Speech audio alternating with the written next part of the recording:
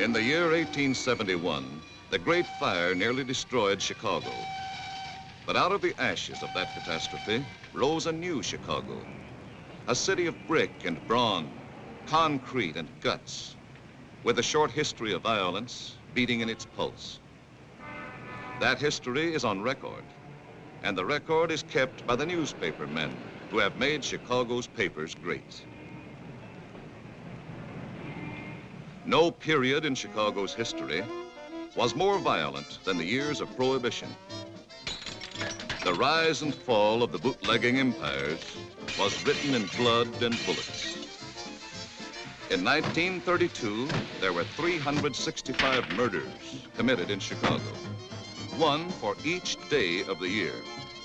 8 policemen were shot down in the line of duty. One of the most ruthless of these murders occurred on December 9th, 1932, on South Ashland Avenue, in a place operated by a woman named Wanda Skutnik. Wanda Skutnik's store in the Polish district was the front for a speakeasy.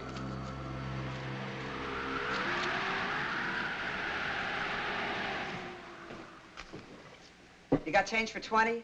That's all right. Pay me next time.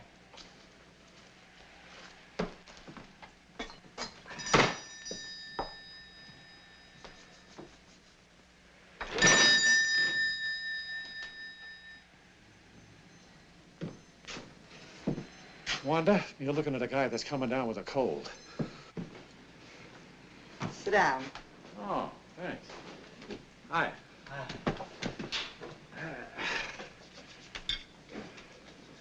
For a cold, this is good. Thanks, Wanda.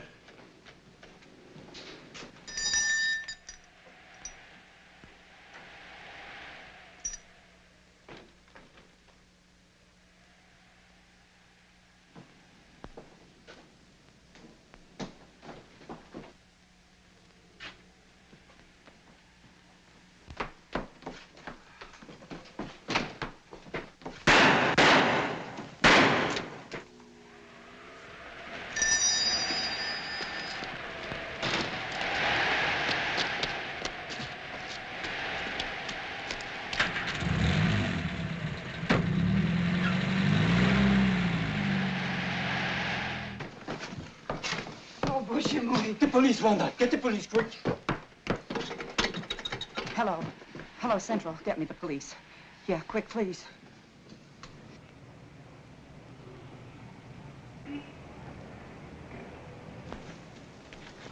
This cornered, frightened bootlegger gave information that pointed suspicion towards a man named Tomek Zaleska. Tomek Zaleska couldn't be found, but 2 weeks later, a tip from another source revealed that Zaleska had spent the night of the murder with his friend, Frank Wiecek. The police closed in on the home of Helen and Frank Wiecek.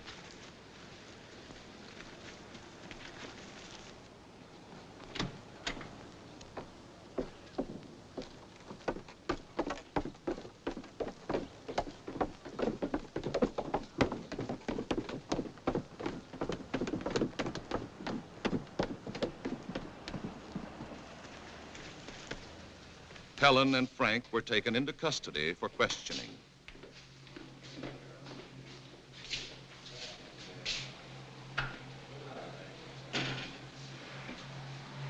Frank Wiecek admitted that Tomek Zaleska had spent the night of the murder at his home, but insisted he knew nothing about the crime.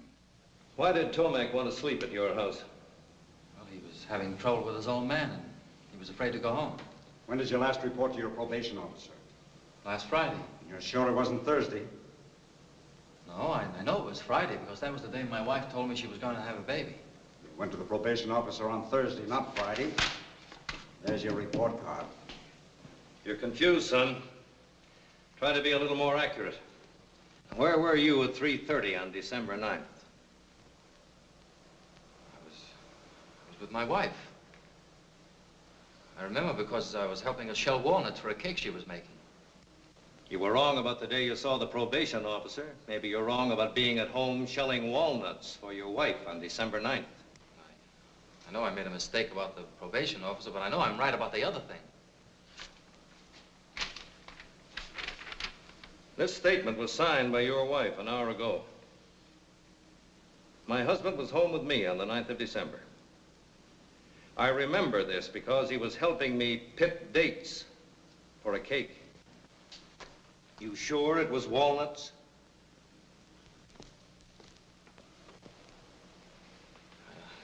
I don't know. I'm sure she must be mistaken.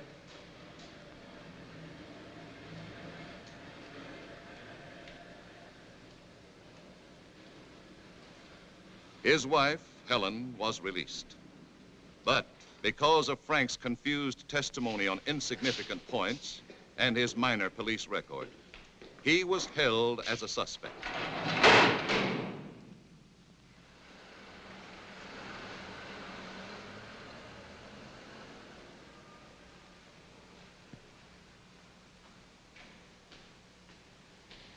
Eventually, after hiding out for 6 weeks, Tomek Zaleska, protesting his innocence, surrendered to the police.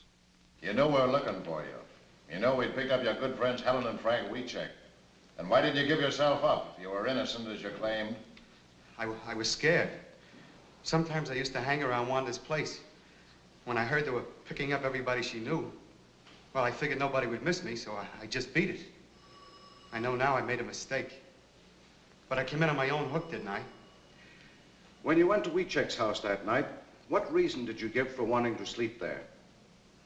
I didn't give any reason. I used to spend the night there once in a while. You didn't give them any reason? No. I just asked them to let me stay there, and they did. And you're sure you gave them no reason? No. After identification by an eyewitness, Frank Wiecek and Tomek Zaleska were indicted for the murder of Officer Bundy and swiftly brought to trial. I will ask you, Mrs. Skutnik, if you see in this courtroom the 2 men that murdered policeman John Bundy. Yes, sir. Him and him. Had you ever seen either of these men prior to the time of the shooting? Oh, sure. Tomek used to come around my place all the time. The other fella I never saw before. And the first time you saw Frank Wiecek was on the day of the murder? Yes, sir. And the next time you saw him was the day you picked him out of the police lineup? Yes, sir. Thank you, Your Honor. The people rest. Both men received a sentence of 99 years to be served in Stateville Penitentiary. This happened in November 1933. Frank and Tomek went to prison. The case was forgotten for 11 years. Forgotten until October 10th, 1944, when a small advertisement appeared in the classified section of the Chicago Times.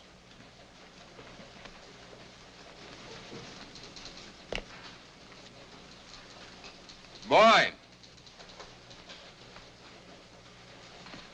Yes, sir? Give me the file on John W. Bundy, cop killed in 32. All right. And get McNeal. Yes, sir.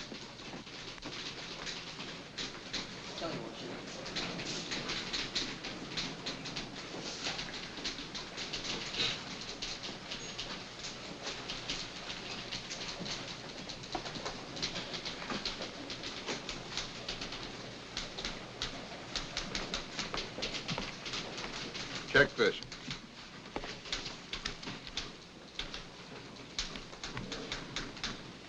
What do you make of it? Well, I want to know why it's worth $5,000 to someone to find out who killed a cop 11 years ago. 1932 was open season for cops. Over on the north side, they were shooting them in pairs like a brace of ducks. This is all I could find on that cop killed in 1932, that Bundy guy, Mr. Kelly.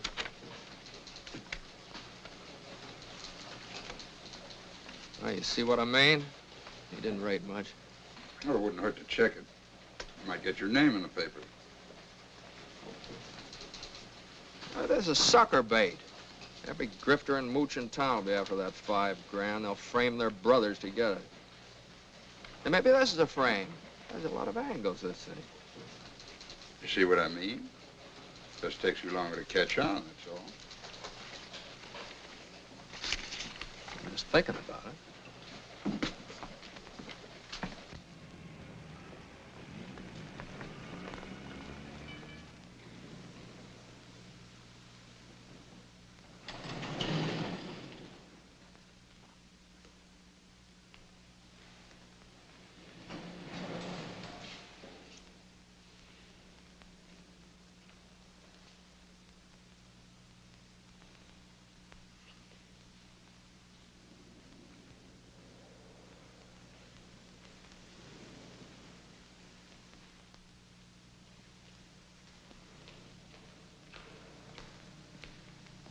I'm looking for Tilly Wiecek.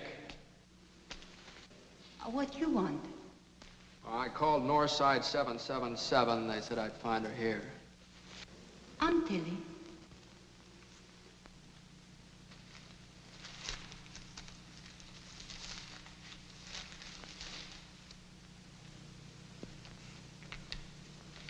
You run this ad? Yes. That's for me. You know something? No. No, I'm a reporter from the Chicago Times. We'd like to know why you're so interested in finding the killers of this Cobb. Frank Wiecek is my son. I his mother. My son's in prison for killing him. He didn't do it. My friends, they tell me if I offer big money, maybe somebody will tell who killed the policeman. Now, you mean your son's in prison for killing the cop, is that right? Yes, but he don't do it. My Frank's a good boy. He don't do this thing. About this $5,000. Where'd you get it? Is that important? Oh, yeah, it's very important. Where he got it, where you got it, might have a lot to do with the case. He might have it hidden away someplace. Maybe you got it from some mob that's trying to spring him. No. I work. I scrub floors. 11 years. I never miss a day's work. I earned it. Every penny. 11 years? That's a long time. Yes. You just say it. My boy, he lived it. Believe me, mister.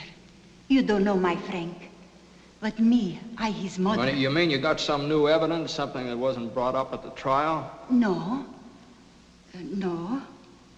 That's why I try to buy new evidence. No, you're just wasting your money. You'll get cheated out of it. No, not me. Look, lady. He's in for 99 years. Now, if you want to make good use of the money, send him lots of cigarettes and candy, try and keep him happy. You're very kind. But I not use my money for candy or cigarettes. If you're not able to help, I get my Frank out someday. Somehow, I dream of this day.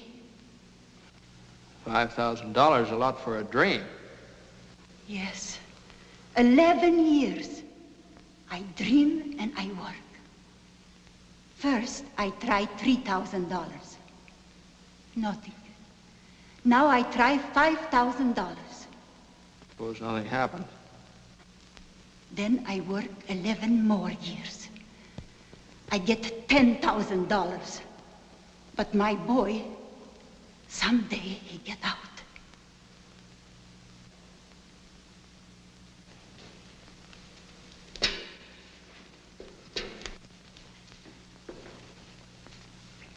I gotta hand it to you, Mrs. Wiecek. You got a lot of courage.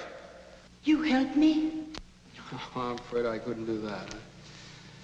I'm only a reporter. I just write the story. Now, good luck to you.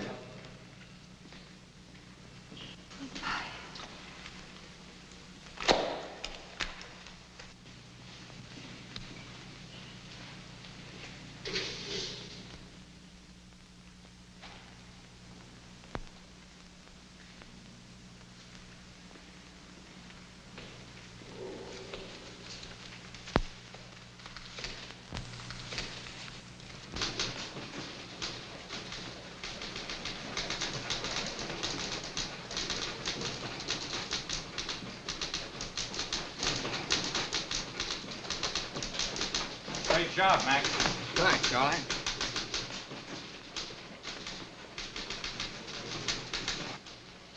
Mac.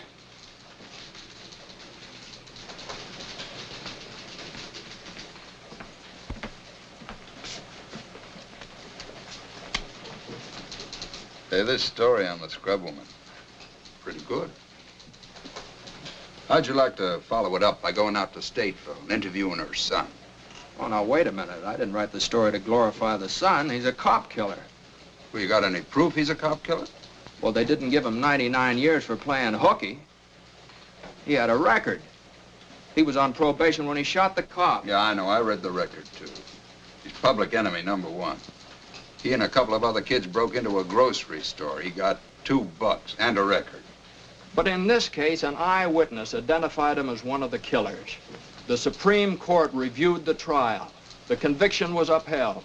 Well, so what? It wouldn't hurt anything to hear what the guy has to say, would it? Well, why, if you go out there... Well, look, Mac, let's put it this way. Maybe I'm interested for personal reasons. Maybe I'm interested because my mother did the same thing.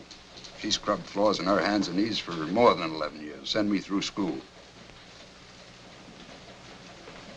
Okay, I'll go out to the pen tomorrow and see him. How about expenses? Here's a voucher. Take it to the cashier.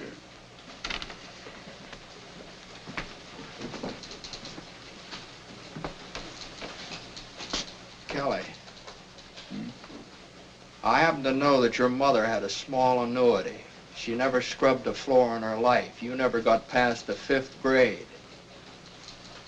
But I figure if you pull such a corny gag as this, you must want me to go pretty bad, so I'm going. But I want you to know that you didn't get away with it.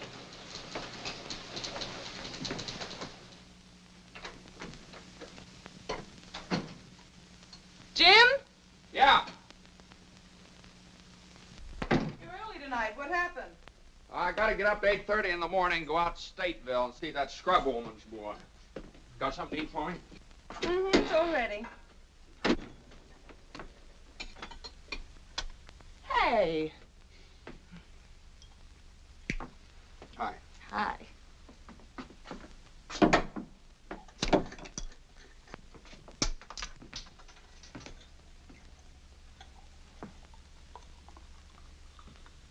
Hey, you got a new one, huh? Isn't it a beauty? 500 pieces. Yeah, I can't see how a smart girl like you can spend so much time on these things. Oh, I noticed you worked on the last one. Oh.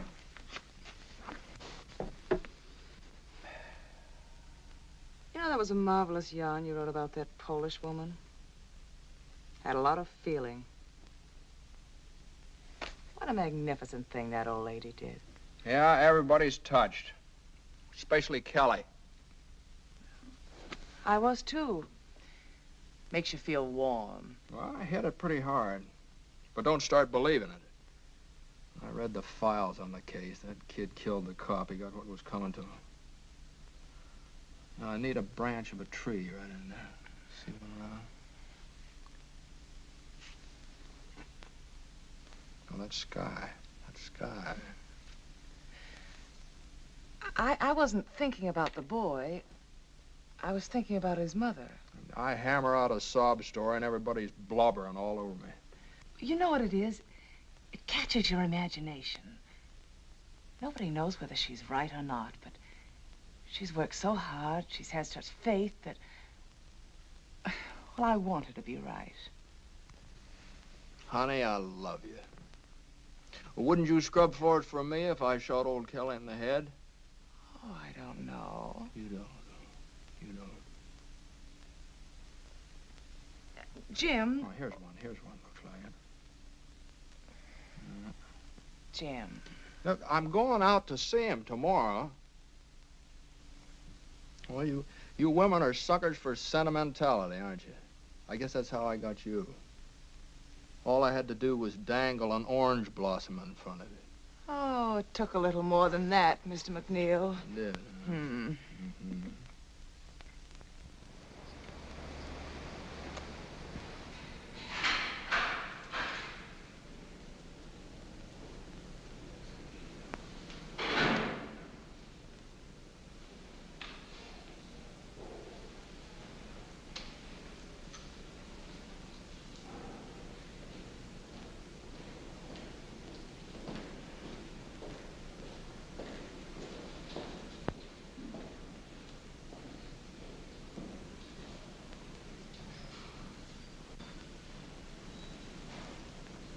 What kind of a guy is he, Warden?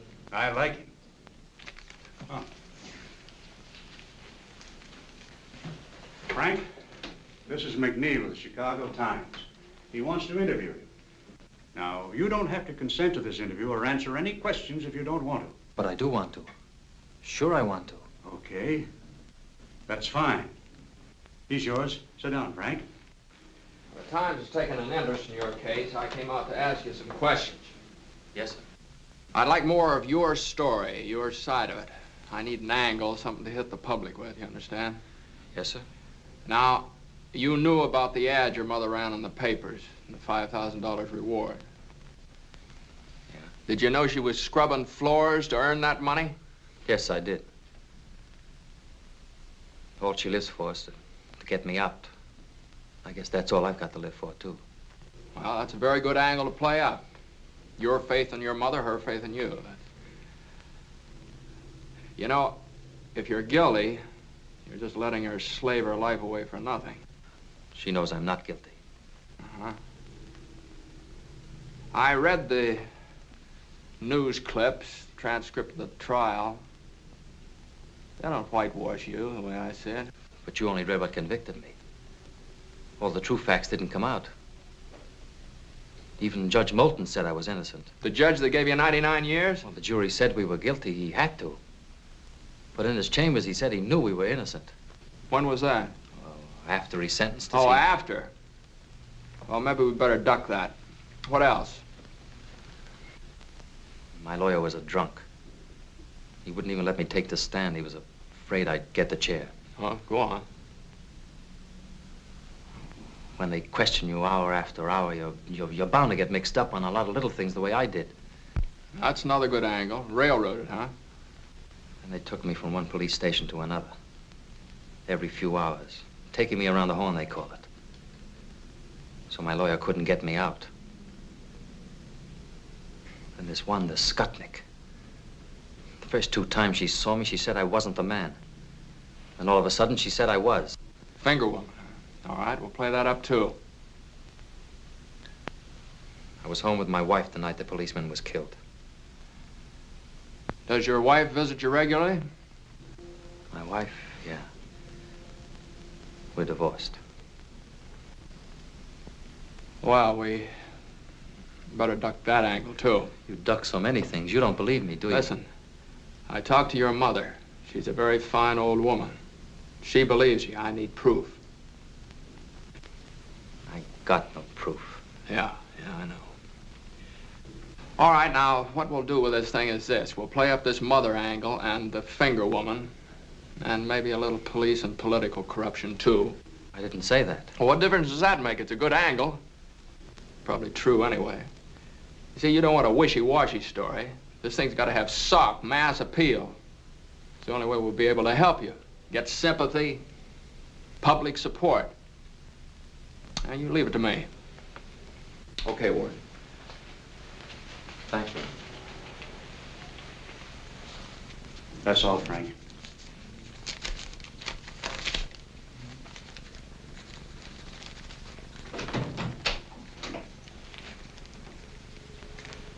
Are there any guilty men out here? Not if you hear them tell it. Sure make a hard pitch, don't they? 99 years is a long time. Maybe he'd been better off if he got the chair.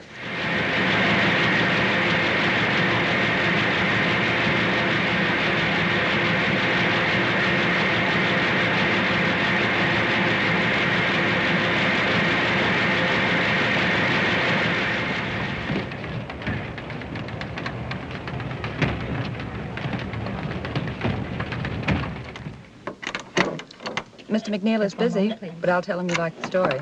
You're welcome. Yes, the Times is going to continue with the Wiecek case. You're welcome.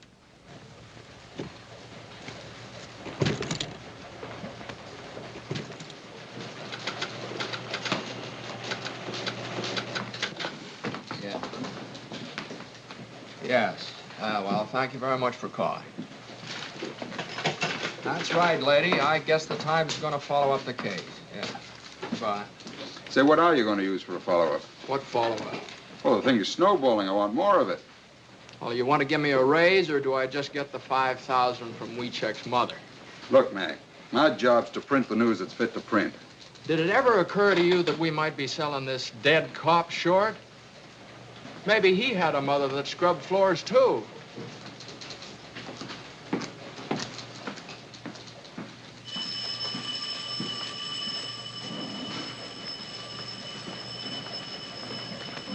And another thing, you remember what Wiecek said about that judge that promised him a new trial?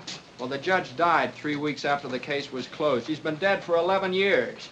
Now, Wiecek's a pretty smart cookie, you know. He gives me a lead and knows I can't check up on it. Well, why don't you take a different lead? Look, Mac, you know we're getting on the average of more than 20 phone calls per hour from our readers. And every time that phone rings, you see those great big juicy headlines. I know, Chicago Times clears innocent man. Well, why not? Well, why not? It's impossible, Kelly. You can't do a thing like that. Listen, Mac, if you don't like the story, if you think he's guilty, end it. Write a finish piece and kill it. I'll take that deal. I'll interview his wife. She believed in him so much she divorced him. That ought to kill it for good.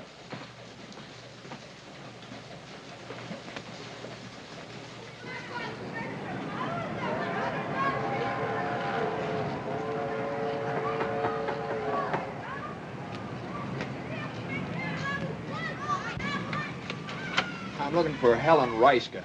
Yes? I'm McNeal of the Times. I'm doing a series on the Wiecek case. Oh, yes, I read them.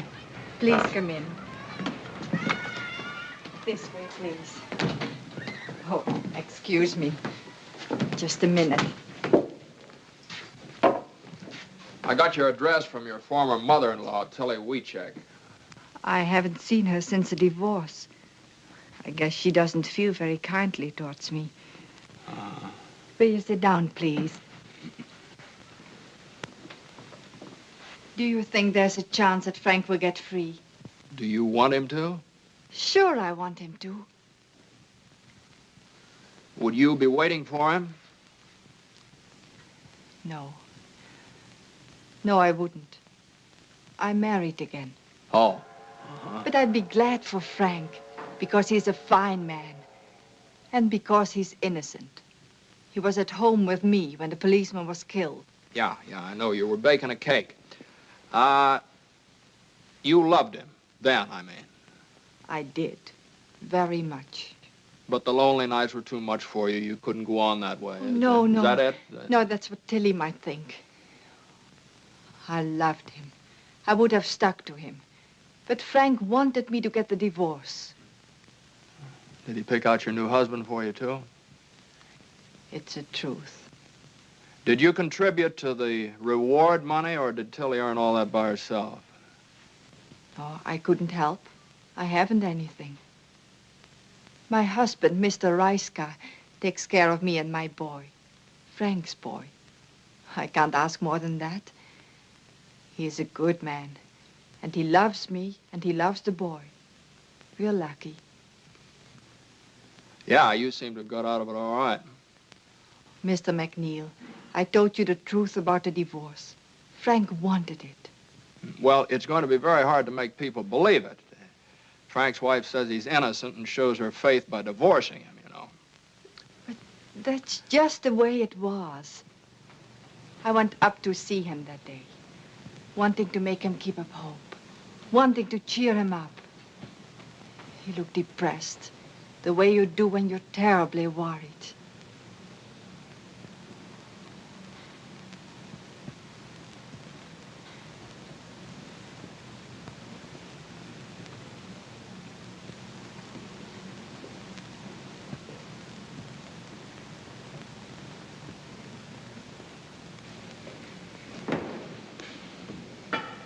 How have you been? Fine. How have you been? Fine. How's Ma? Fine. And the boy? How's the boy? Oh, he is fine. Always fine. Everything's fine. We have nothing to say anymore. Oh, Frank, darling, please. I know. So many things you don't say. You don't want to talk about the outside because I'm in here. You don't want to remind me. But I remind myself. I think of lots of things. Helen, tell me, how's the boy doing in school? He's doing very well, Frank. But what about the other boys? Kids can hurt him bad. They're only kids, Frank. Yeah, They do not know what they're saying. son of a jailbird. Cop killer's son. Oh, it's nothing, Frank. I was thinking about moving to a new neighborhood anyway. He'll go to a new school. Oh, it's no good. A new school is no good, Helen. A new name. That would be good. Frank. I'm just like dead, Helen. In 30 years, maybe I can get a parole, if I'm lucky. 30 years. Helen, you've got to divorce me, Helen. You can't mean that, Frank. Yes. Love's not for us anymore, Helen. It's finished. Now we must think of the boy. Only the boy. My boy must live for me. But I couldn't do it, Frank. I just couldn't.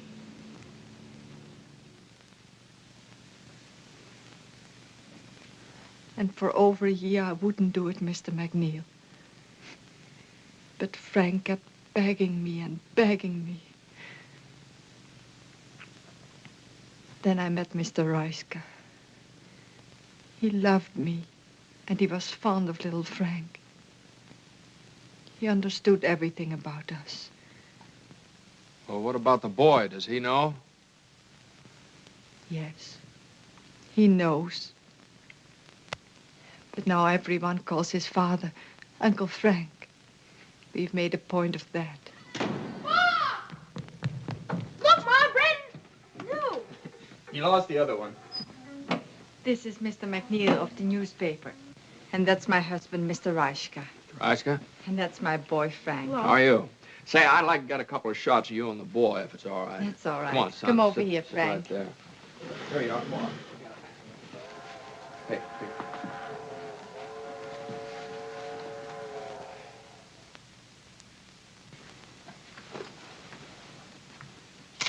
Mr. Reiska, you mind if I ask you a couple questions? Certainly not. Were you in Chicago in December 1932? Yes, why? Did you know Helen then? What do you mean, asking such a question? Any objections to answering? No, no objections. He's got to ask everything, dear. I know that. I didn't meet Helen until after she was divorced. This can be proved by our friends. I see. You understand I have to ask a lot of questions. Sorry. What's he asking all the questions for anyway? What's the big idea? Well, it's about your Uncle Frank. He's not my uncle. He's my father. Well, thank you, folks. Goodbye.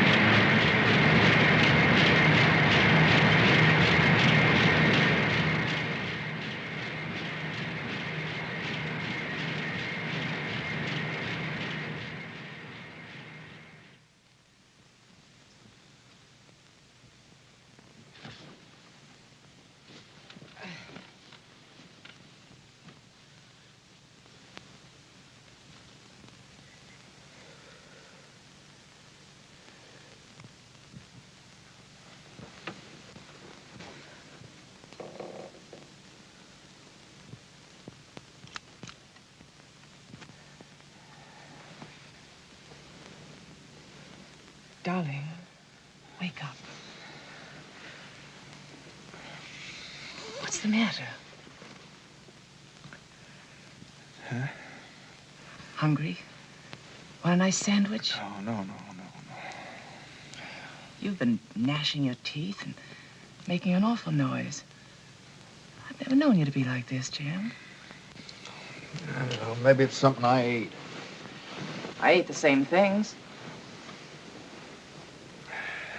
Well, maybe it's something I wrote down.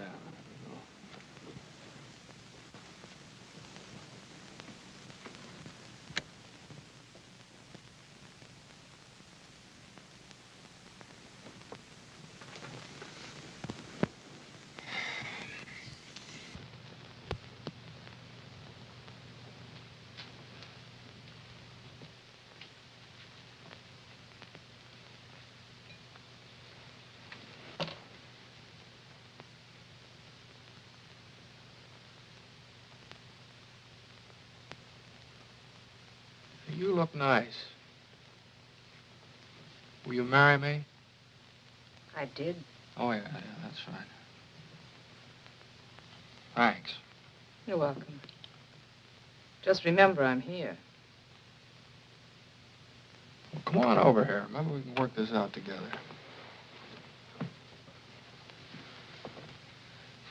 What's the matter? Won't the pieces fit together? Some of them, but they make the wrong picture. Pieces never make the wrong picture. Maybe you're looking at them from the wrong angle. Sometimes it's mighty hard to figure. Why don't you let go? You want him to be innocent. You want him to be free. Admit it. Oh, maybe you're right. Maybe I do want him to be free. But that doesn't make me believe he's innocent. If you want to believe, that's enough. Believe it. Will you marry me? Oh, that's right, you did. Will you fix me that sandwich then? Hey.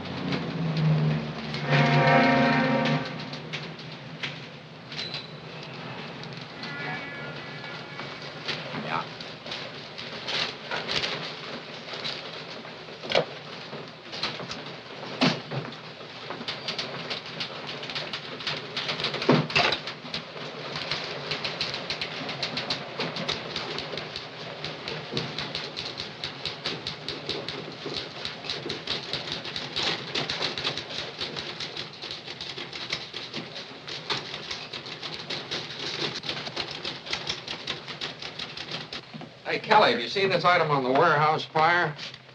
Might be a firebug, arson ring. You think there's anything to it? There might be. Well, follow it up. Is that an assignment? Sure.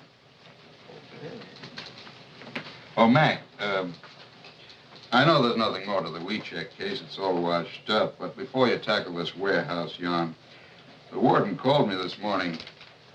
Wiecek wants to see you again. Well, for what? I don't know. Maybe he wants to confess. Well, I was just up there. Don't I get time off for good behavior? Wiecek's been up there for 11 years, Mac.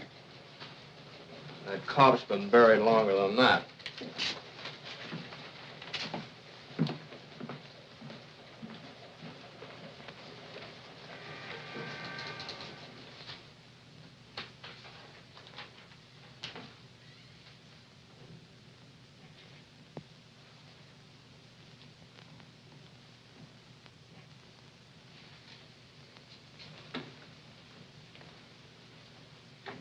Hello, Wiecek.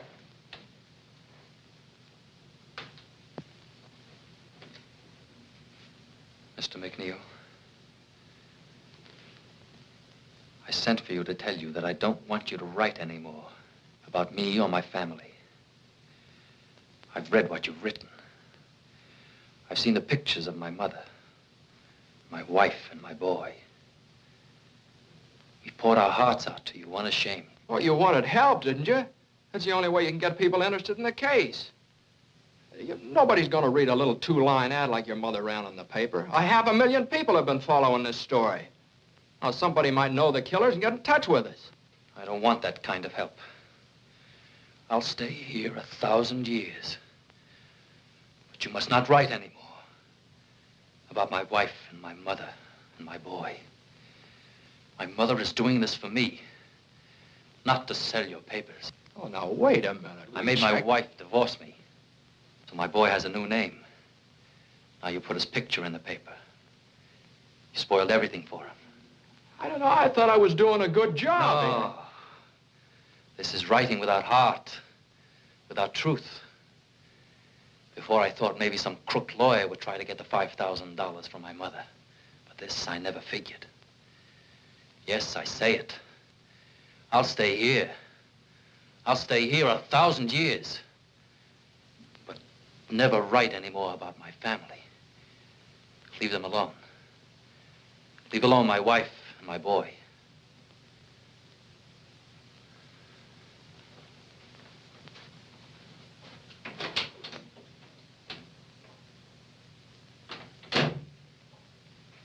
What do you make of that? Well, I guess he figured you pitched him some pretty low curves. It was a story. I wrote what I saw. You know, up here, every man claims to be innocent. But the prisoners are the harshest judges of themselves. And they believe we have only two men who don't belong here. Tomek Zaleska and Frank Wiecek. All right, Warden. Say, I wonder if you'd let me try something else. I'd like to talk to Tomek Zaleska. Okay.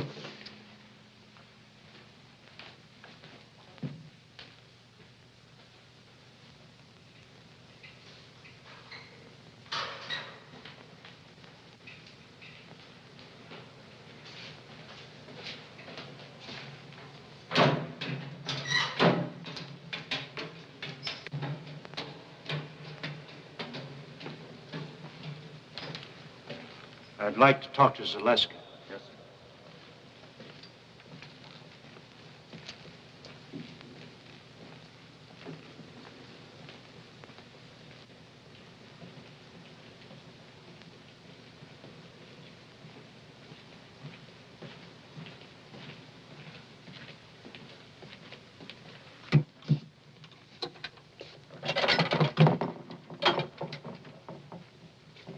Tomek, this is McNeal of the Times. He'd like to talk to you. Yes? Warden, would it be stretching the rules too much if I talked to him alone? No. No, go right ahead. Thank you. Are you familiar with the work the Times is doing for Wiecek? Yes, sir. Now, look, Tomek, we want to clear up this Bundy case one way or the other. We don't think Frank was in it with you. Now, if you confess and name the man that was really with you that night, the Times will do everything in its power to get you a parole for turning state's evidence. The chances are you'll be out of this place in a few years. What have you got to lose? You're in for a life now. Come on, tell us the truth.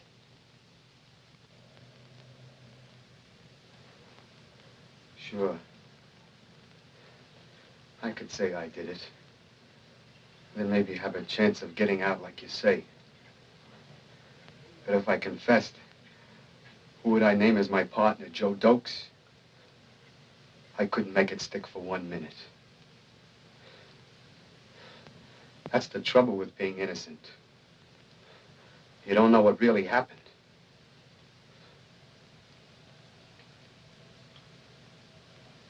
I didn't do it. Me and Frank had nothing to do with it.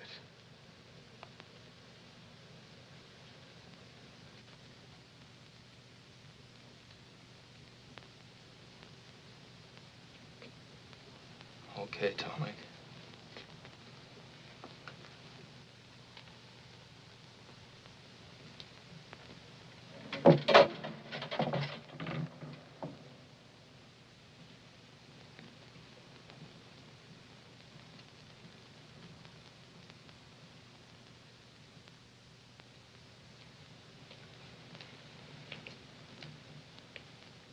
Well? You must run a nice jail. This guy doesn't want to get out either. I'm gonna get this out of my system if I never write another line. Warden, do you think Wiecek could talk to me again? Yeah. Yeah, I imagine he would. I'll take you over to the hospital. He works there.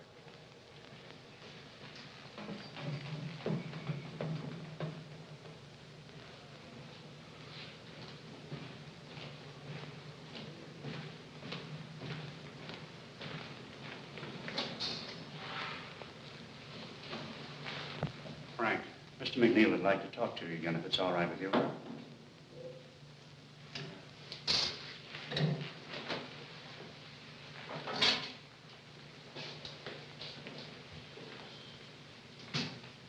Look, Frank, I've decided to go on with this case.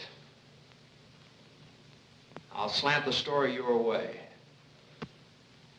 I also want you to know that I'm still not convinced you're innocent, but I'm willing to dig, get the facts.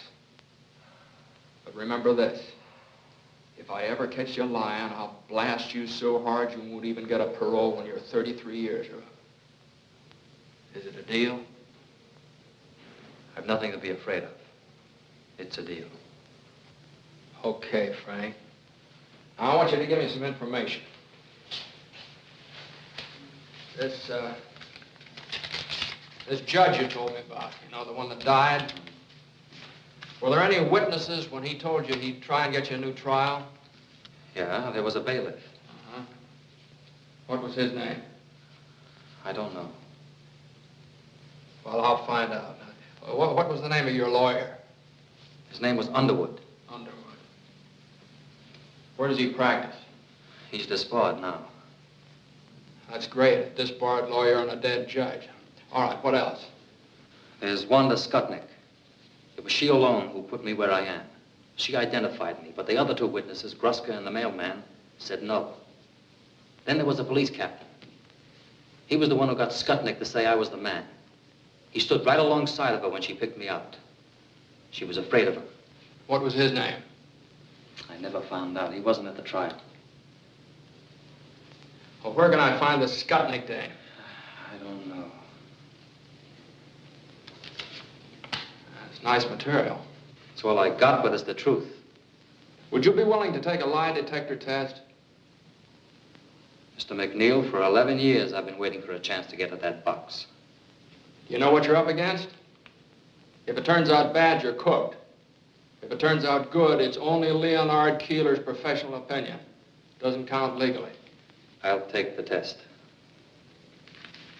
Okay, I'll fix it up for you.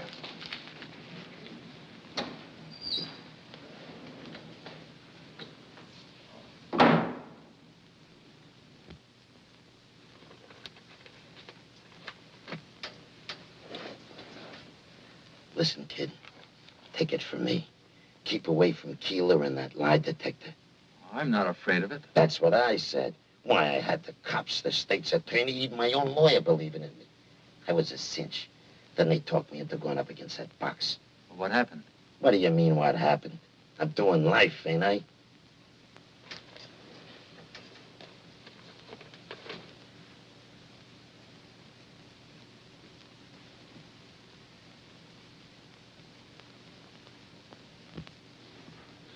Well, the only thing the machine is for is to record the emotional reactions of an individual.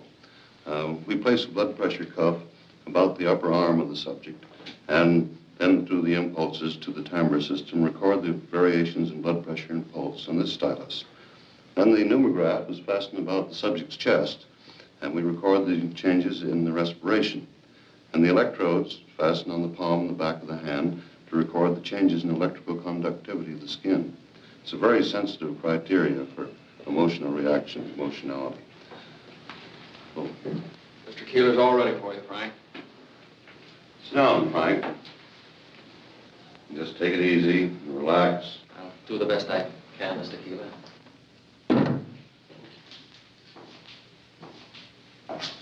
Come, Mac.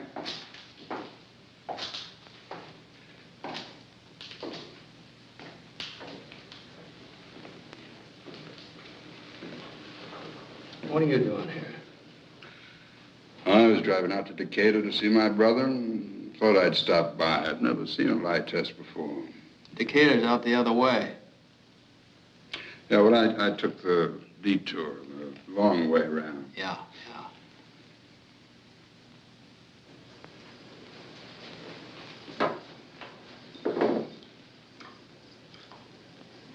These are a pair of electrodes. I clip them to the palm on the back of your hand to pick up the electrical changes in the nervous system. I'm going to try an experimental test now. I want you to take one of these cards, look at it, remember the card that you chose, and then place it back in the group. I'm going to ask you one card at a time, and I want you to say no to each card that I ask, including the chosen card. You understand? Yes, sir. Now just face forward, don't watch the machine, and sit as quietly as you can.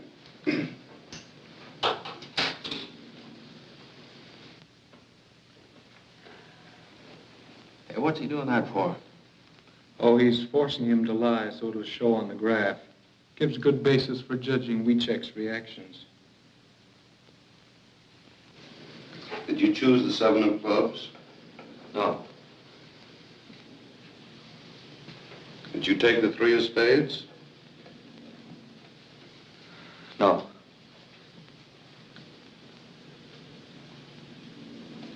Did you take the Queen of Hearts? No.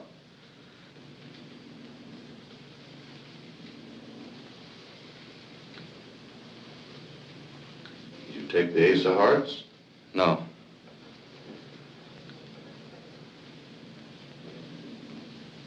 Did you take the 5 of Diamonds? No.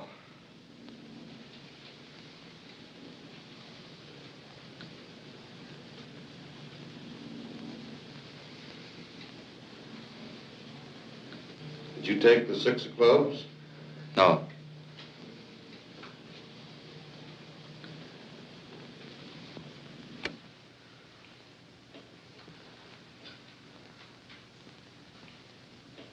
You took the 5 of Diamonds, Frank. Did you? Yes, sir. Now I have a prepared list of questions I'll ask you. I want you to answer all of these questions now by yes or no. And if you have anything to explain, do that after I ask you all the questions.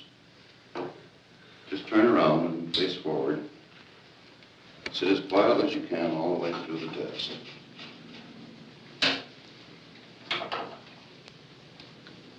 And don't forget, just yes or no all the way through. Is your name Frank Wiecek? Yes.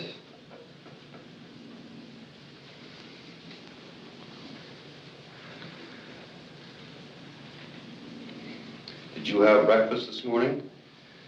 Yes.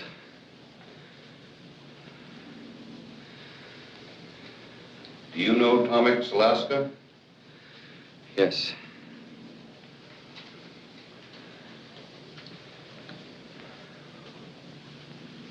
You're 6 feet tall, aren't you? 5'9". Just a minute now. Just yes or no, all the way through. I'm sorry, sir. And sit quietly. Yes. I'll have to begin again now. I'll just ask you some of these questions. I'm sorry. Is your name Frank Wiecek? Yes.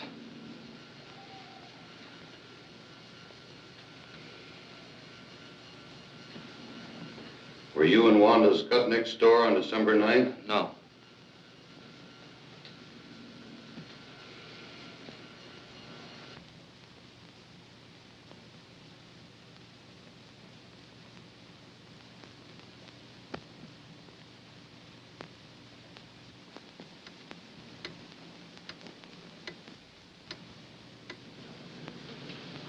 Were you home at the time of the robbery? Yes.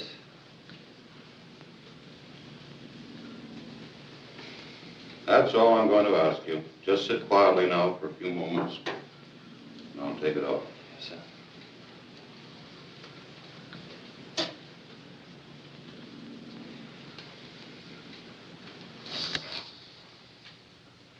Now we're all through, Frank.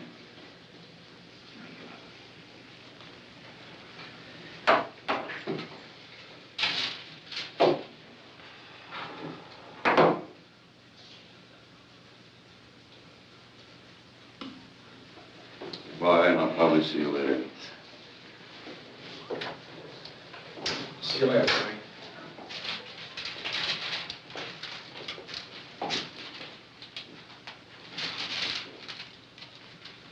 What's the verdict?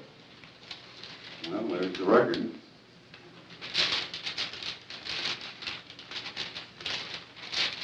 Well, what's that jump there? Well, he reacted in all three curves, very specifically. He lied to that question. Is that where you asked him if he killed Bundy? No. Are you married? Well, but he didn't lie. He isn't married. He's divorced. Yes, but he's a Catholic, and he still thinks he's married, and he feels within himself that he's married. And so he reacted in deception. But do you think he lied about anything else? Well, we run so many records today, 4 or 5 of them. I'd like to take a little time to go over them and compare one record with another and the reactions.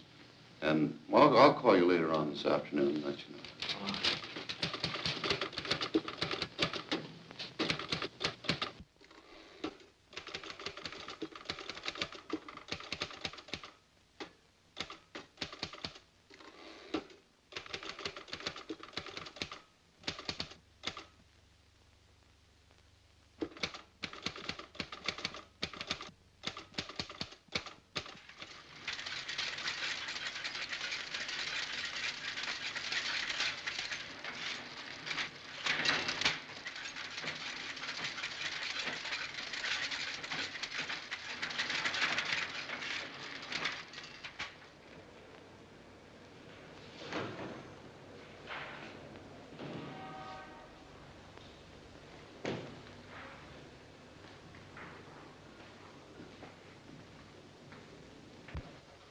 Hi, McNeal. What can I do for you? Say, Larson, I'd like to check on the date of arrest of a fellow by the name of Frank Wiecek. You mean the cop killer? Oh, I'm just trying to do a job. I'm afraid I can't help you, McNeal. Our arrest books for 1932 are in the warehouse. They're not available. What do you want me to do, go to the commissioner? You know where you can go as far as I'm concerned.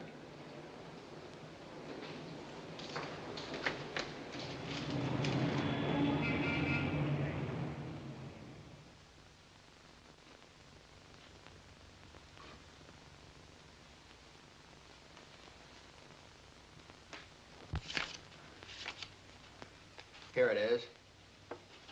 Booked for murder December 23rd.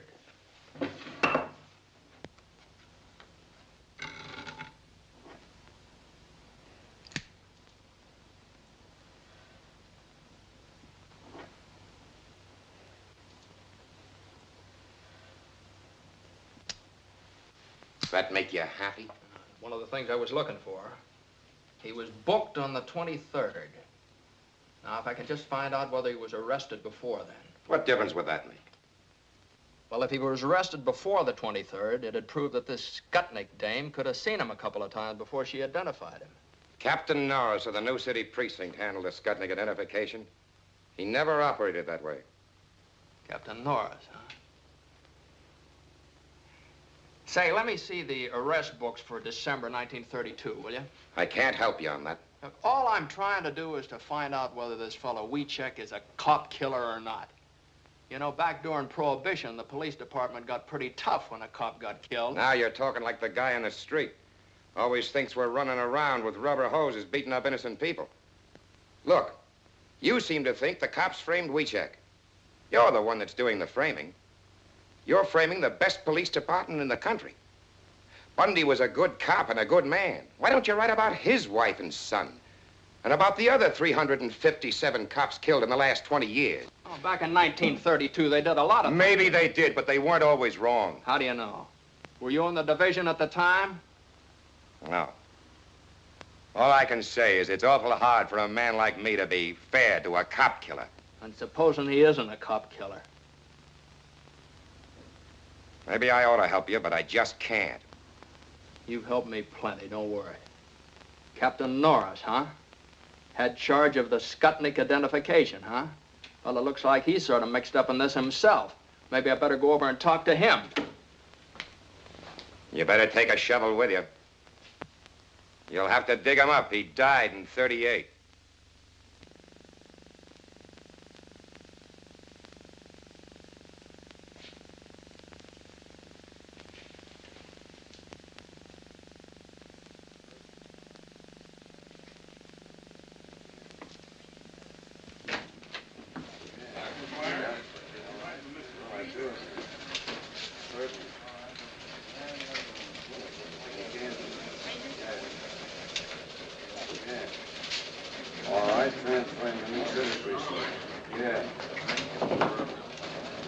Hi, Mac. Off your beat, ain't you? Yeah, sort of. I need some help. Lay off of me, Mac. The word's gone out to keep away from you. I've done you a lot of favors, Matt. Now, is there any place I can find some records of people that come in here and look at the police show-ups?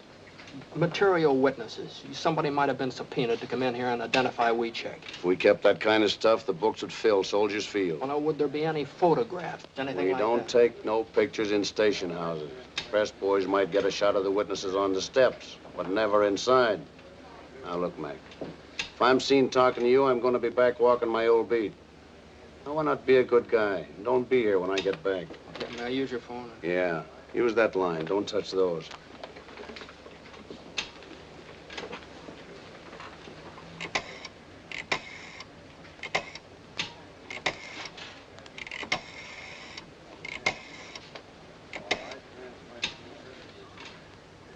This is McNeal.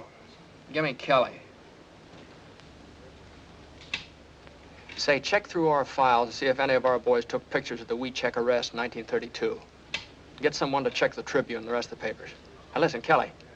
A photographer takes maybe 10 shots, prints one of them. I want to see the other 9. Now, listen. The Herald Examiner, they were still in business then, weren't they? Now, this is just their kind of picture. I'll check on that myself.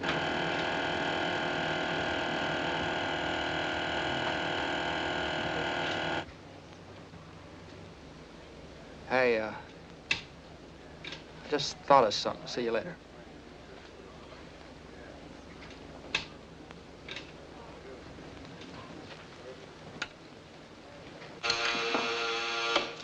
Your city precinct.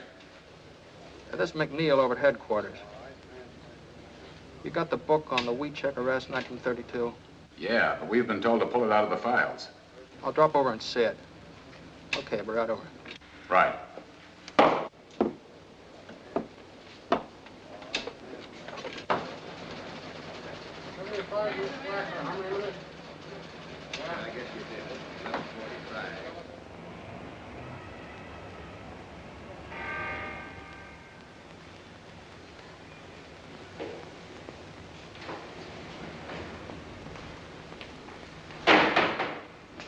Yeah, I'm McNeal. I just phoned you from headquarters.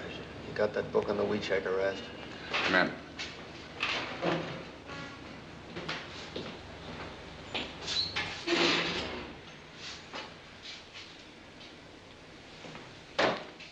Thanks.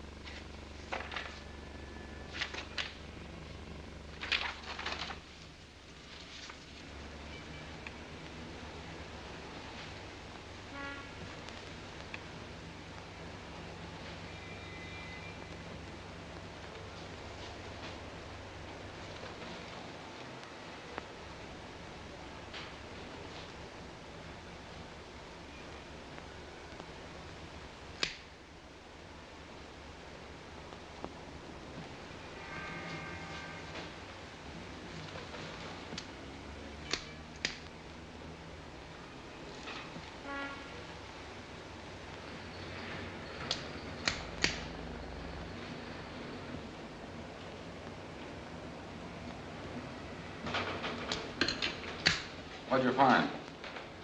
Wiecek was arrested in the morning of the 22nd. He wasn't booked until the afternoon of the 23rd. Norris took his time, didn't he? What'd you say your name was? McNeal. What division? I'm McNeal of the Chicago Times. This is confidential information. This is public information, and I'm entitled to use it. We've got our orders. You got a beef, you talk to the state's attorney's office. That's a good idea. I think I will. In the meantime, I wouldn't let anything happen to that book if I were you.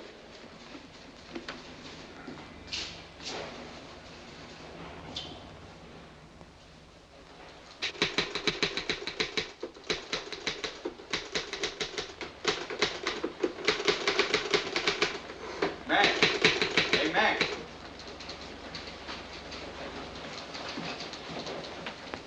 Hey, this is hitting him pretty hard, isn't it? I haven't even started on him yet. I think this whole thing stinks. Kelly speaking. Yeah. Yes, sir. Right away. That's the boss. He wants us both. Let's go. Let's go.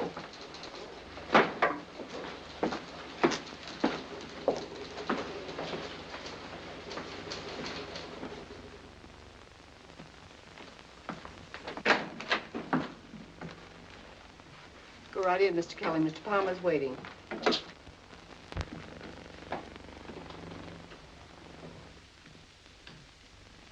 Mr. Kelly, Mr. McNeal, I believe you know the commissioner. Oh, I... Mr. Faxon from the state's attorney's office. And this is Robert Winston representing the governor. How do you do, sir? Of course, you know Mr. Burns. Mr. Kelly, these gentlemen object to our handling of the Wiecek story. Mr. Kelly, we feel that the Times, through you and Mr. McNeal, is slinging mud on one of the finest police departments in the United States. And specifically, we object to your efforts to arouse sympathy for a man who killed a police officer. We'd just like to point out, gentlemen, that Frank Wiecek was convicted by a jury. His case was reviewed by the Supreme Court, and the conviction was upheld. All these legal authorities believed in Frank Wiecek's guilt. Well, a long time ago, a lot of people believed the world was flat. At this late date, do you wish to impugn the integrity of the jury and the court? If they were wrong, yes. Back in 1932, a steady stream of convictions made good publicity. Remember? Frank Wiecek was found guilty, and he belongs where he is. Were you in the state's attorney's office in 1932? Why, yes, I was, but I didn't have anything to do with the Wiecek case. I have no axe to grind, Mr. McNeal. But I believe you're unnecessarily discrediting this regime. Furthermore, your stories may be holding out false hope of a pardon to both Frank Wiecek and his mother. I'm not so sure it's false. We are. Look, up until now, what we've printed was based on interview and investigation. We've invented nothing, and we don't intend to. Well, a great deal of emotion and color can be lent to simple facts. The governor feels this entire matter is undermining law and order. But Wiecek is innocent. It'd be criminal for us to stop now. Well, you must remember, Mr. McNeal, that another political party was in power at that time. We're not to blame, but the public tires us with your brush. You can't destroy the confidence we built up in this regime just to sell newspapers. It may have started like that, but it isn't that way anymore. Now, look, gentlemen, believe me, this man is not guilty. I don't know if he's guilty or not, but we don't want this police force persecuted anymore. Well, what's the difference? Oh, now, just a minute, gentlemen. The governor wants this thing cleared up. We're not asking you to forget the man if he's innocent, but we don't want this dragged on and on just to promote circulation. Now, we have a proposition to offer you to settle this thing once and for all. I can suggest to the governor that he set up a hearing of the pardon board. If Wiecek is exonerated, he'll get a pardon. But if you can't clear him, you're to drop this matter once and for all. Is that a deal? What do you say, Mike? It's a deal if Mr. Palmer says so. Okay. It's a deal. I'll ask the governor to set up a special hearing next week. Are you ready to accept that? Yes, I am. There's just one thing, Mr. McNeal. If you go before a pardon board and they turn him down, it'll go on Wiecek's record. Then when he's eligible for parole, that record may hurt his chances. Now, mind you, there's no regulation. There's no law. But the very fact that he was investigated by the pardon board and turned down may have a prejudicial effect upon his application. What you're doing is gambling with Wiecek's parole. Now, that's a chance we'll have to take. Well, gentlemen, that's settled then. We're agreed. Thank you very much, gentlemen. We'll live up to our end of the bargain. Goodbye. Goodbye, sir. Goodbye.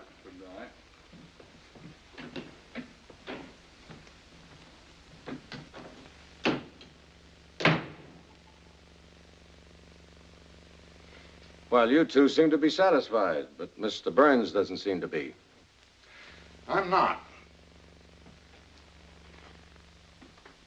As your attorney, I think you've made a bad deal. While I have read the transcript of this case and am familiar with some of the things Mr. McNeal found, I am not at all certain that we have sufficient evidence to obtain a pardon. But you haven't seen all of the evidence yet, Mr. Burns. What, for instance? Well, in the first place, I've talked to the bailiff of the court. He corroborated Frank's statement that the judge promised him a new trial. Well, what basis did the judge have for making that promise? I don't know. If he made it. He made it, all right. Here's an affidavit from the bailiff. That's not proof. It's inconclusive. All right. Forget about that. I have a lie detector test. And Keeler's sworn statement that the fellow is innocent. Inadmissible. Gruska and Decker, the other two witnesses in the crime, maintain that Wiecek is not the man. And they also testified that this Wanda Skutney couldn't possibly have recognized anybody. But have you found her? What does she say? Gruska and Decker contradict it, but it's inconclusive evidence. Now, what new admissible evidence have you? Well, there's a whole lot of new stuff. The state's attorney's office tried to keep me out of the record books. That's the reason they had that fella faxing up here. And another thing. Why is this Wanda Skutnik dame keeping undercover? A couple of mobsters might have killed that cop and threatened her for not playing ball. Or maybe she's trying to keep in good with the law. I don't know. She ran a speakeasy. Now, look here, McNeal. I'm an attorney. I know what it is to go up before the pardon board. They go on facts. Facts? Okay, I'll give you something better than facts. I'll give you a picture. Take a look at that. Now, Wanda Skutnik testified that she didn't see Wiecek from the time of the murder until the time she identified him on the 23rd of December. Now, Frank maintains that she did see him several times on the 22nd of December when the cops were taking him around from station to station. All right, that bears out Frank's story right there. There's a picture of Frank and Wanda going into one of the stations. Where'd you get this, Mac? I got it out of the files of the old Herald Examiner. Kind of figured they'd go for a picture like that. When was this taken? Well, obviously on the 22nd. Oh, now look here, McNeal. You can't just say that obviously it was taken then. You have to prove it. Well, I have the photograph. When you go before the pardon board, the burden of proof is with you. But the picture After all, it could very well have been taken after she identified him. McNeal, you've done a wonderful job in assembling all this evidence. But the law of the state of Illinois requires only one eyewitness for an identification and conviction. So far, that witness has not altered her statement, and that fact still stands. Mr. Palmer, in view of this, I'm afraid I must recommend that you permit me to get in touch with those gentlemen who were just here and ask for more time, or until I've had an opportunity to go over the case. Then your advice is to call the whole thing off. That's right. Oh, now, Mr. Palmer, I realize that Mr. Burns knows more about the law than I do. But I want to tell you some things about this case you don't know. I went into this thing believing nothing. I was skeptical. I figured Wiecek is using his mother to spring him. But I've changed my mind. This man is innocent, Mr. Palmer. I know that without any doubt. Now, it's true I haven't found Wanda Skutnik, but I want a chance to find her. I want a chance to get this guy out of jail. Now, if you call off this hearing, I'll never get that chance again. The bargain stands. Thank you, sir. Just a minute, McNeal. Let me give you one last piece of advice. Even if you do find this Wanda Skutnik, I don't believe she'll ever change her testimony. There's only one thing for you to do. Discredit her. Prove she's a liar. Otherwise, you're wasting your time.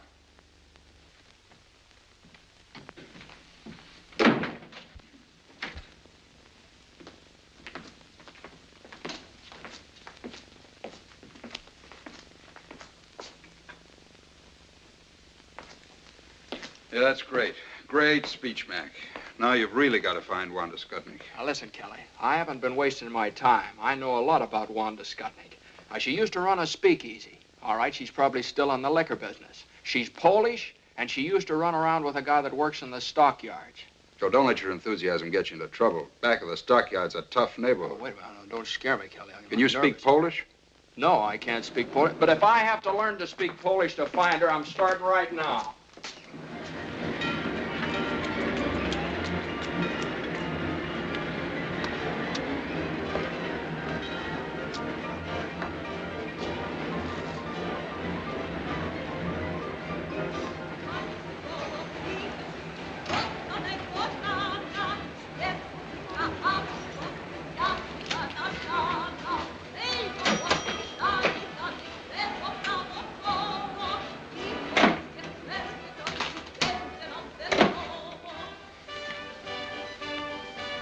What do you have? Say, did you ever see that woman before? Her name's Wanda Skutnik. You a copper? No. Her uncle died, left her a little money. I hear she's remarried. Having a hard time finding her. Money, huh? I don't know. I'll see if the boys in the back room know about it. Chłopie, czy któryś słyszał, że kobieta się nazywa Wanda Skutnik? Nie. Było pewnie żonata? Ja wcale nie. I ma nowe nazwisko. Nie. Never heard of it. Right.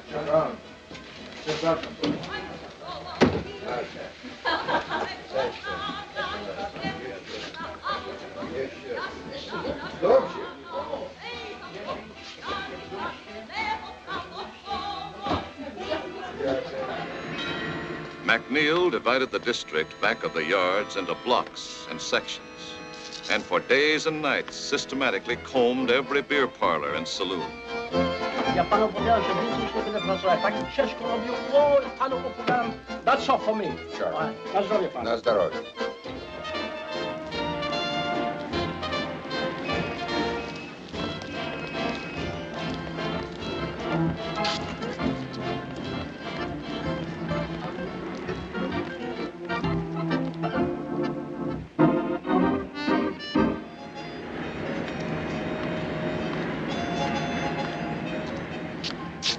Ja mam 21. Ile ty masz? Ja wszystko wygrałem. Wódkę to proszę, ja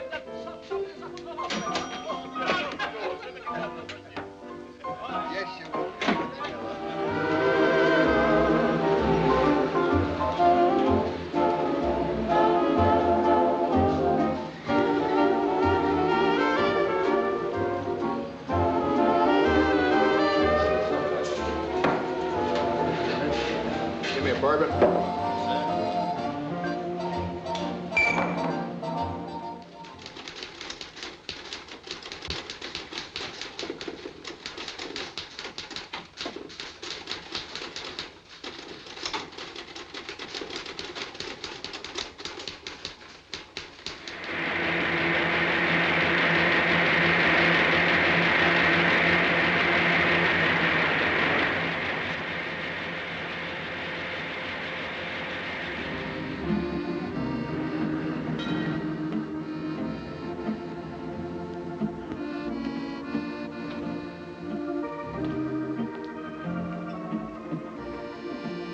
What do you have?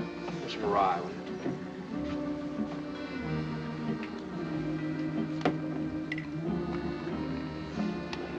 Say, did you ever see that woman around here? No, I don't think I have. Her name's Skutnik, Wanda Skutnik. A lot of women come in here, but I don't know them by name.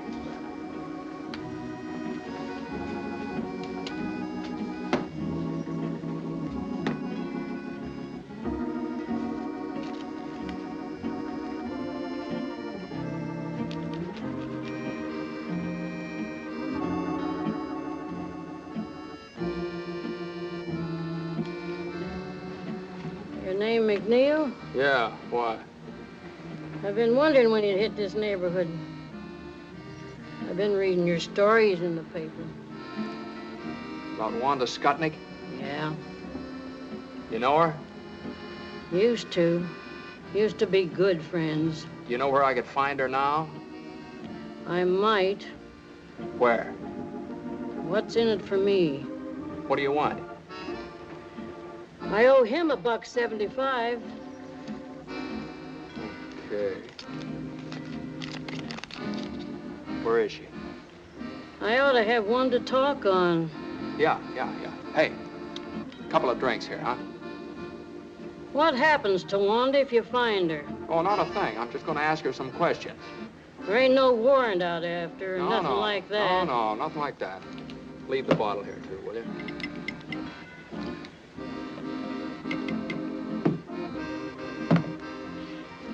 She hadn't ought to thrown them bricks at me. You know Northside Street? Yeah, sure. You go down there. 725. 725. What's her name now? Siskovich. Wanda Siskovich. But don't tell her I said so. She's got a bad temper. I don't want her throwing no more bricks at me. Won't tell her a word. There you are. Thanks.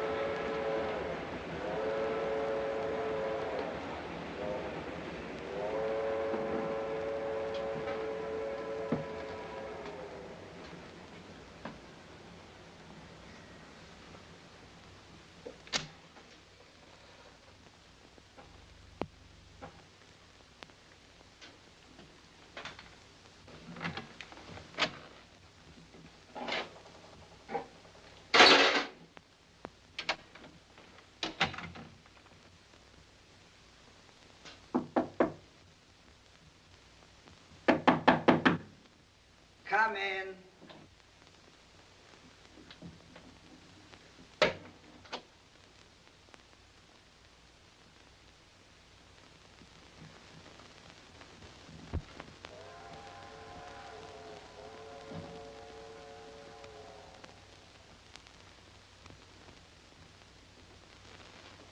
Who are you? I'm from the Times. Get out of here! So you're Wanda Skutnik. Yeah. I've been wondering when you'd show up. Now, look, lady, I'm not going to give you any trouble. I'd just like to ask you a few questions. You want to cry in my beer? All I want to know is this. Is there any possibility that you might have been mistaken when you identified Wiecek? No. Well, if you're so positive, we can prove it. Will you take a lie test? A lie test? You think I'm crazy? Look, will you give me a sworn statement? I did my swearing in court. How many times did you see Frank before you identified him? Never. You didn't see him before the police show up? No, only when he killed the cop. Look, I said all I got to say. That's all there is, see? What do you mean that's all there is? There's a lot more than that. This kid's been up in the pen for 11 years. Now, look, I've got to go before the pardon board day after tomorrow. Now, Frank's got a good chance to get off if you help him. I got no reason to help Wiecek, and I got no reason to help you neither. You're the one that wrote them lies about me. I've been thinking of suing you for libel. That's the reason I wrote them. I called you a liar and a bootlegger and a finger woman. I insulted you every way I could think of, and I'm going to keep on doing it, see? Go ahead and sue us for libel. I'd just like to get you up on a witness stand under oath. Yeah, and you still wouldn't get nothing out of me.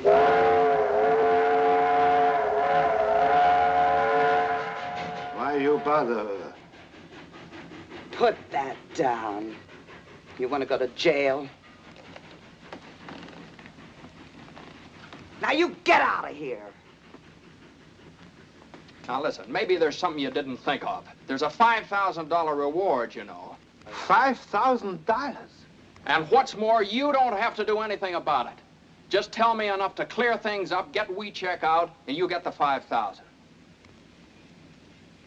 So what do I gotta do? Just tell the truth. Who got you to identify him? Who are you afraid of? Nobody, nothing, nobody. I ain't afraid of nobody and ain't got nothing to say. Wanda, it's $5,000. Shut up! Now you get out of here. You ain't gonna get nowhere. I identified him. I told the truth. It's him. I ain't never gonna change my mind. It's him. Now get out of here. Boris!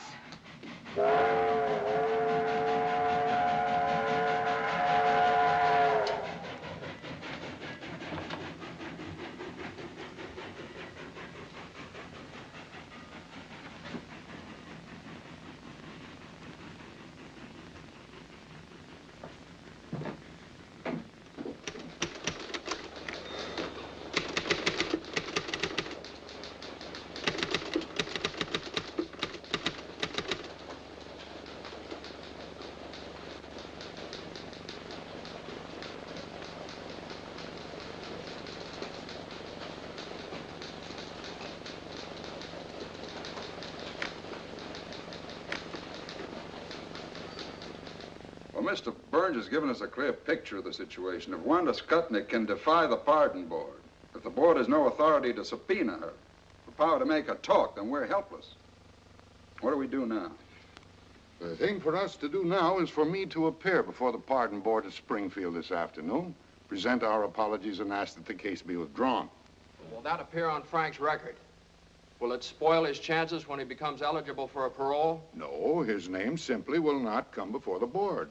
All right. That's it, then. I'm sorry, Mr. Palmer.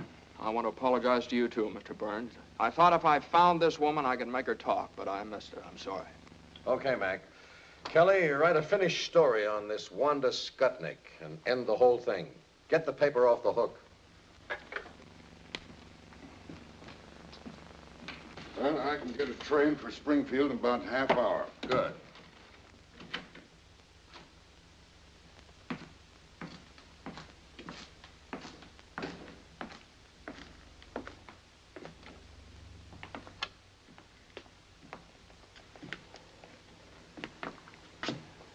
Big day for the Wieceks.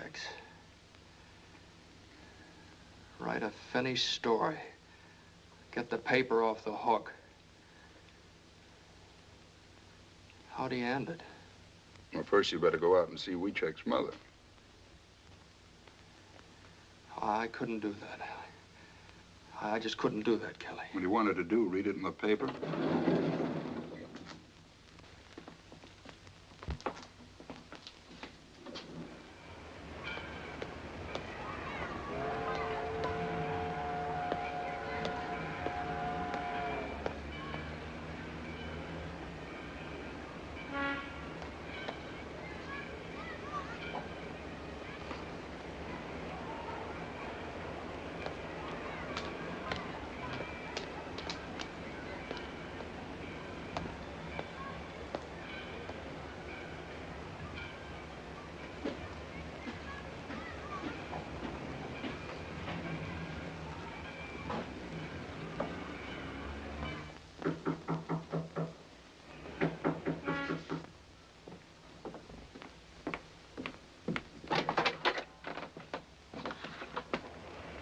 Mr. McNeal, come in. Thank you. I got to excuse myself. I was not expecting company. You mustn't regard me as company, Kelly. I was baking a pie for Frank. Please sit down. I'll get you some coffee.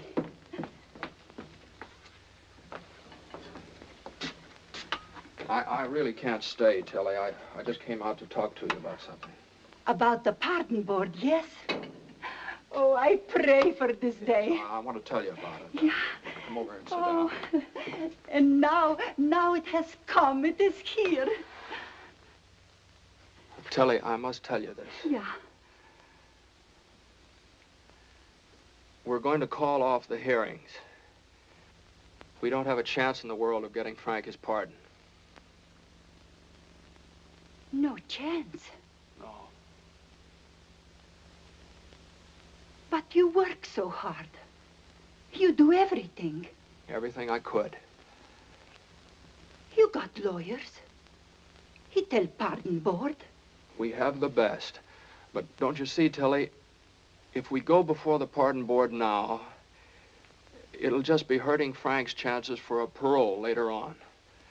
We can't get a thing out of Wanda Skutnik, and without her, we have nothing. I saw her at the trial. She will never tell. Like a rock. She will never tell. But she knows. Yes, she's afraid. She will not talk, never. And without her, we have no evidence. Evidence? They got no evidence when they sent my Frank to prison for 99 years. I got no evidence when I scrub floors every night. Go without supper. Walk to work so I save a nickel for Frank.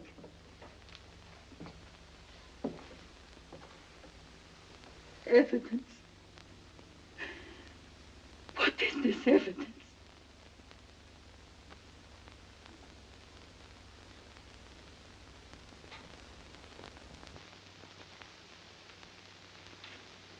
I can't tell you how sorry I am, Tilly. You try to help. You're a good man. But if this thing happened, then we fight some more. We fight more and more. Yes? No, Tilly. We're calling off the hearing. The Times is dropping the case. No. But if you go, I got no friend left. I'm sorry.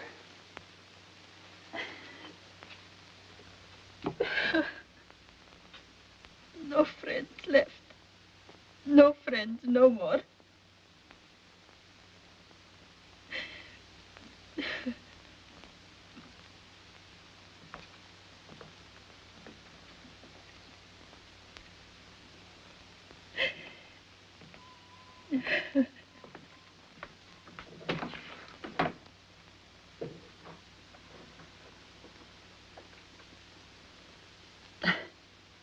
Big fool me. Sure, I got a friend.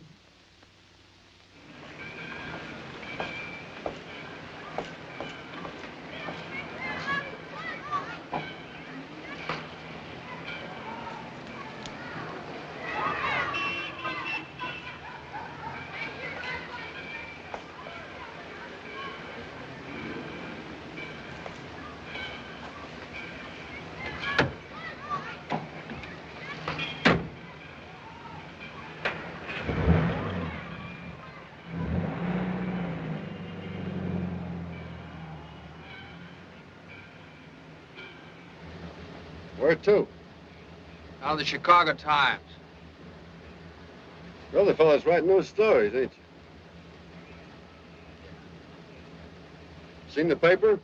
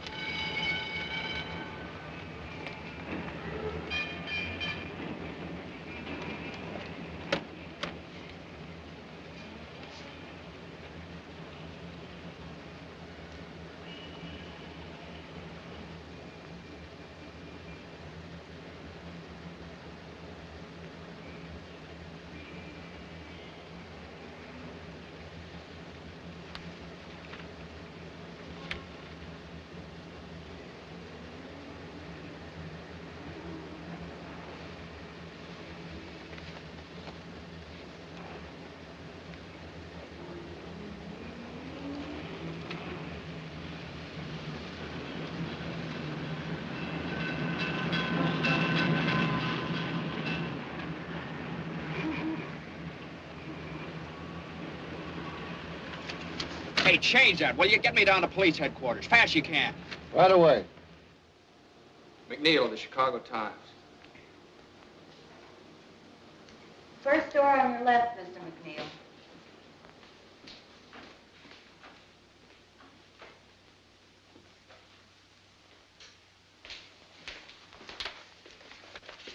Say, did you make the enlargement of the photograph of this forged check here? Yes, why? I got a picture here. I just wondered, could you blow that section of the picture up right there? Sure. Would all the details come out on it? Well, that depends. You got the negative? No, that's all I got right there. Well, then I'd have to make a dupe. How long would that take? Oh, a couple of hours. What do you think? Could you get started on it right away? Yes. But you're McNeal at the Times, aren't you? Been working on that Wiecek case. That's right, I'm McNeal. At first, I thought this guy was guilty. But now I don't know. You take a look at it. Hey, could I use your phone?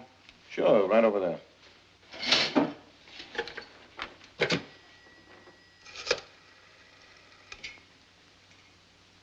I want to put in a person-to-person call to Mr. Martin J. Burns. He's up at the state capitol in Springfield, Illinois. That's right. Yeah.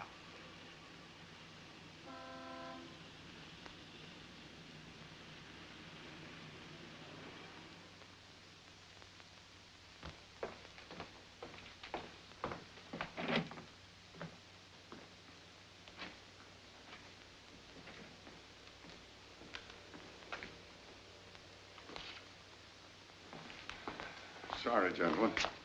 The pardon board is in special session. The case of Frank Wiecek. Gentlemen, I feel somewhat at a loss because I came here to ask that the petition of Frank Wiecek be withdrawn. However, about an hour ago, I received a telephone call from James McNeal of the Chicago Times, who informs me that he has uncovered the evidence we've been seeking.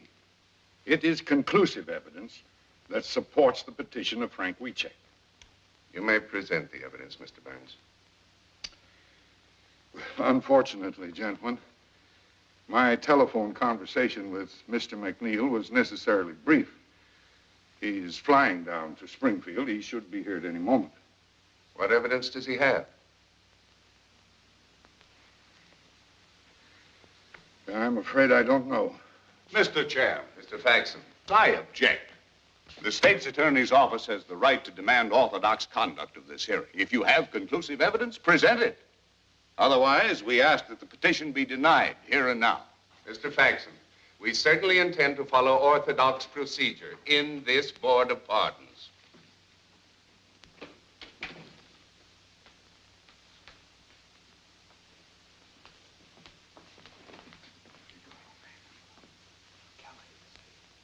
Kelly's sending it over the AP wire. Have you got anything at all? Don't have a thing. We just have to stall them. Let me talk to them. All right.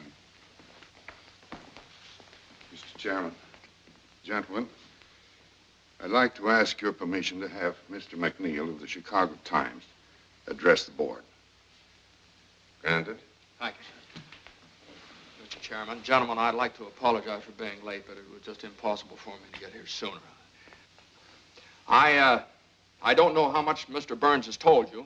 Strictly from a reporter's point of view, understand. I've assembled what I feel is a very solid case. And of what does this case consist? Well, it consists of such debatable items as a lie detector test. Now, I realize that you're unable to accept that. You want evidence.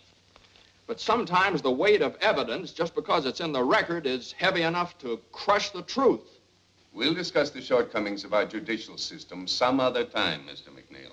Yes, sir, I'm sorry. I realize that at the present time you want facts. We have a notarized affidavit from the bailiff of Judge Moulton's court that the judge felt that Wiecek did not receive a fair trial. We have those documents before us, Mr. McNeal. They could hardly be called conclusive. Yes, sir. But as you probably know from those documents, Gruska and Decker contradicted Wanda Skutnik's testimony, and those affidavits bear them out. The board is aware of that, too, Mr. McNeal. But Wanda Skutnik has not altered her testimony, has she? Wanda Skutnik lied from beginning to end. She lied about everything. You know, it's a very funny thing about the Statue of Justice up there. She has a sword in her hand. It's a double-edged sword. Cuts both ways. It keeps cutting the ground out from under everything in favor of Frank Wiecek, But the other side of it, that isn't so sharp. It doesn't cut the ground out from under Wanda Skutnik, and she's the only one responsible for Wiecek's conviction. Now, I have a police record here that proves that Wiecek was arrested on the 22nd of December. I have another one here that proves he wasn't booked until the 23rd of December, 1 day later. Okay. Wanda Skutnik testified that she didn't see him from the time of the murder until the time she identified him in the police lineup.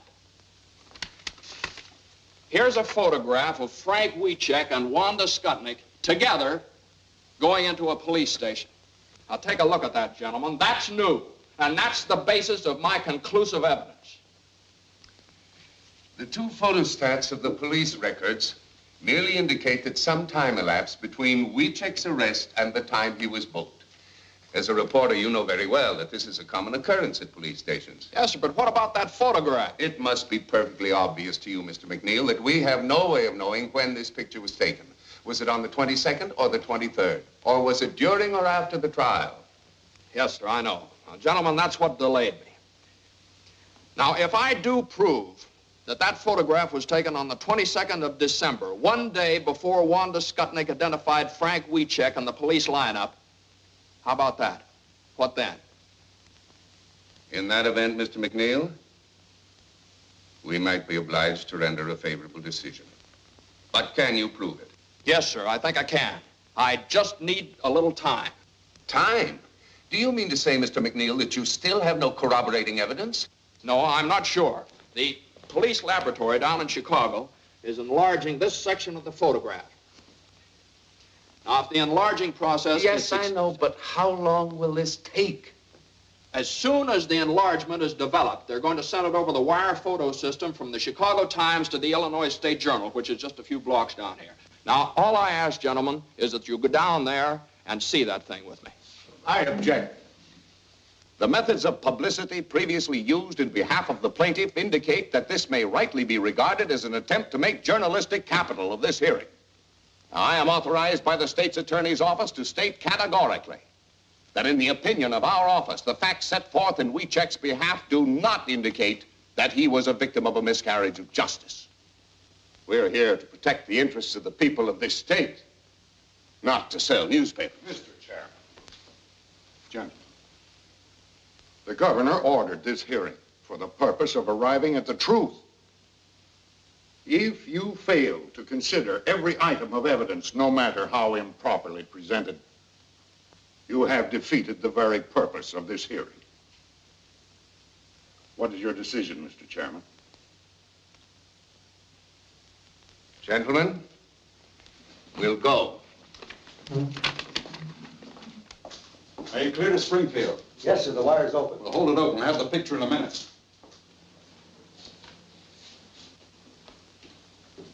Which one's McNeal? Yeah, right here. There are a couple of prints that came in a while ago from Kelly of the Chicago Times. This one's blown up 100 times. This one 140. He said you'd understand. Okay, thanks very much. Excuse me.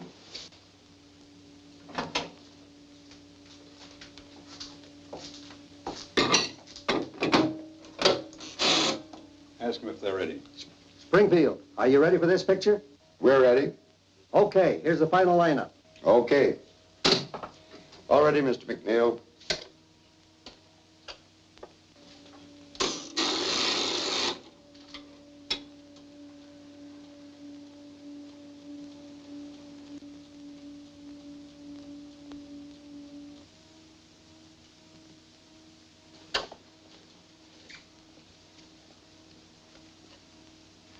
Gentlemen, let me explain to you what's happening here. As you remember, this is the picture I showed you before, you know, and this is the area we're working on right here, the newsboard. All right, now this print is that area enlarged 100 times. And this print is that same area enlarged 140 times. Now, the picture coming in now is this area right in here, blown up as big as possible. Well, what do you expect to find in the enlargement? The date on the newspaper held in the newsboy's hand. Is that possible? Frankly, I don't know, sir. It depends on a whole lot of things. condition of the dupe negative, the density of the print. I've been doing a little praying, too.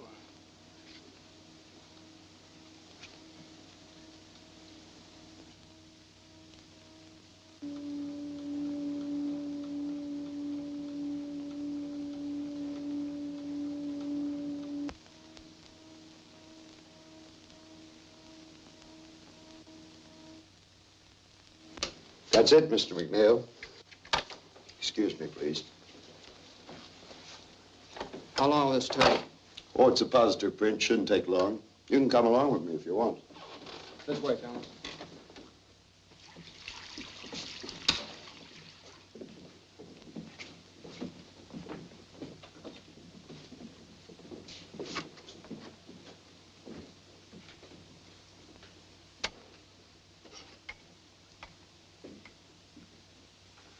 Remember, this is the area I showed you.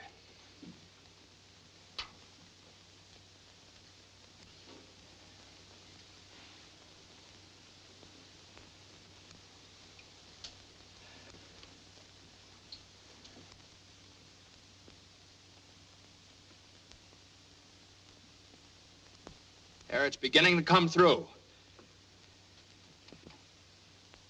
Now, what's the date? What's the date?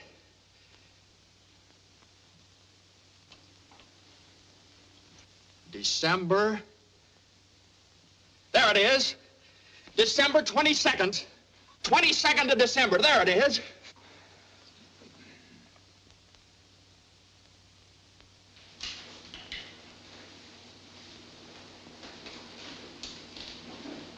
Goodbye, boy. Good luck, Frank. Thank you.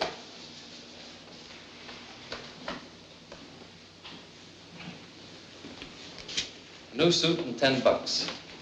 Almost $1 a year. Oh, look, Frank. It's a big thing when a sovereign state admits an error. Remember this. There aren't many governments in the world that would do it.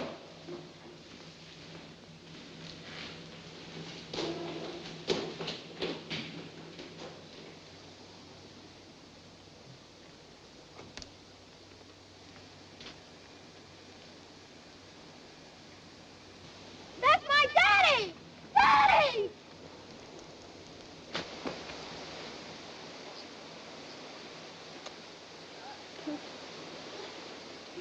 Franuś! Franuś!